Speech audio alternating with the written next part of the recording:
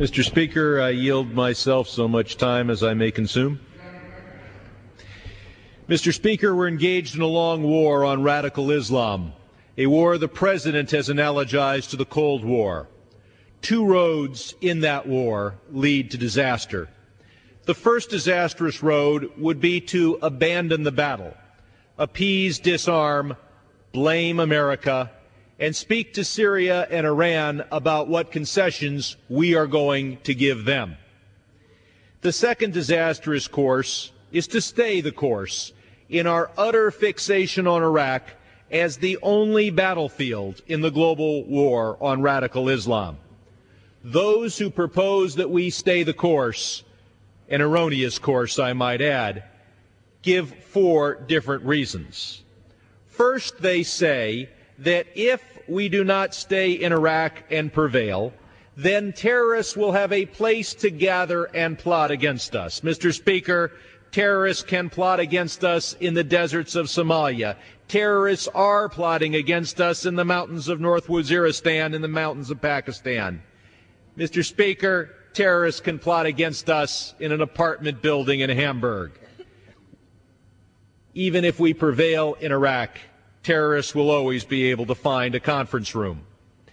The second reason we are given is that if we do not prevail in Iraq, the terrorists there will follow us home. Well, keep in mind on 9/11, the vast majority of the hijackers came from Saudi Arabia, a country with an apparently stable and ostensibly friendly government.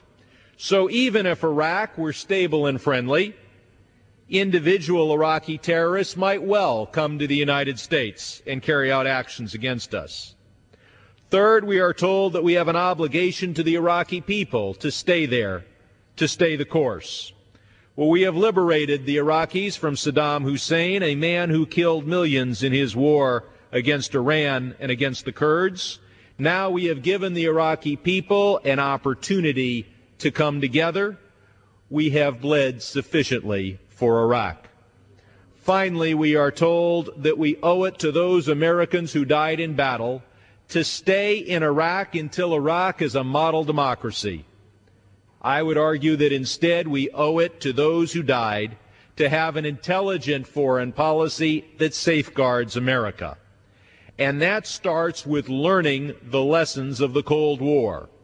Remember the 60s and the 70s, when we were told that if we didn't support every escalation in Vietnam, then the communists would follow us home, or in the parlance of that day, there would be communists on the beaches of Southern California.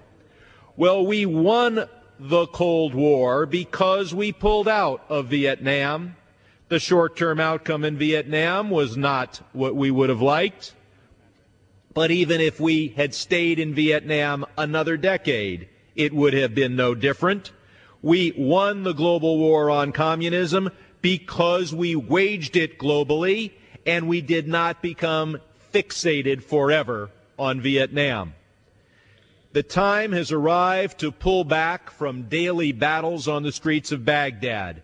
It is time for Iraq to no longer be viewed as the sole or exclusive battlefield in the war on terrorism. It is time instead for us to focus on the one part of the global war on terrorism that could lead to hundreds of thousands of American deaths, and that is Iran's nuclear program. We need to mobilize all of our diplomatic leverage to reshape our policies toward Russia, Europe, and China, toward the single goal of putting together a coalition that will put the pressure on Iran necessary to force that country to abandon its nuclear program. We owe this to those who have died in Iraq, and we owe it to the American people. Finally, Mr. Speaker, we're told that this resolution is non-binding, meaningless, that the President will ignore it, that the only way we have of affecting policy is to cut off funds, which is constitutionally problematic, since it involves tying the hands of the commander-in-chief while we have troops in the field. But the very people who say this resolution is meaningless have it in their power to make it meaningful, have it in their power to avoid such constitutionally problematic approaches. Because if the Republicans will vote for this resolution, they will make it meaningful, they will make it decisive, the president will not ignore it, we will jolt the president into abandoning his stay the course, escalate the course approach. Those who vote against this resolution may keep it from being meaningful.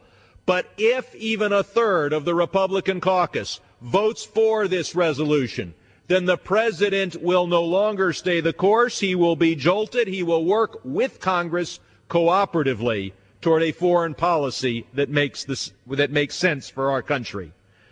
I look forward to having enough votes for this resolution so that it is indeed meaningful, and reserve the balance of my time.